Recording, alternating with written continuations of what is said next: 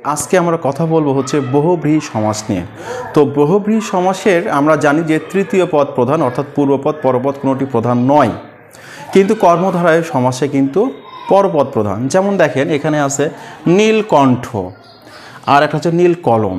আমরা যদি এই দুটা চিন্তা করি, যদি ব্যাসবাক্য অথবা অন্য থিমটা যদি না বুঝি, তাহলে আমরা কি করব, নীল কলমটাকে আর নীলকণ্ঠকে আমরা একই সমাস ভাববো, কিন্তু আসলে ভুল। এখানে দেখেন নীল কলমটা হবে কর্মধারয় সমাস আর নীলকণ্ঠটা হচ্ছে বহুব্রীহি সমাস। কেন?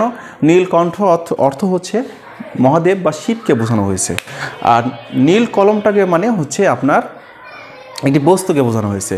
তাই আমি মনে করি যে কিছু পৌরাণিক চরিত্র যদি নাম জানতে পারেন, তাহলে আপনার 80% বহুব্রীহি সমাস কভার করা সম্ভব। চলেন দেখি। যেমন হচ্ছে মহাদেবের পৌরাণিক নাম হচ্ছে নীলকণ্ঠ, ত্রিনয়ন, পঞ্চানন, পিনাকপাণি এবং শূলপাণি। দুর্গার হচ্ছে কিছু নাম হচ্ছে দশভুজা, কমলা লক্ষ্মী, বিশালক্ষ্মী, আয়তলোচন। তেমনি হচ্ছে দেখেন বিষ্ণুর কিছু নাম হচ্ছে পদ্মনাভ, বিশ্বামিত্র এবং পদ্মগ্রন্থি। এছাড়া হচ্ছে বীণাপাণি, এরকম আর কি। তো আপনি যদি পৌরাণিক কিছু নাম, যদি চরিত্র নাম জানেন, তাহলে আপনার বহুব্রীহি সমাস চিনতে সহজ হবে। ধন্যবাদ।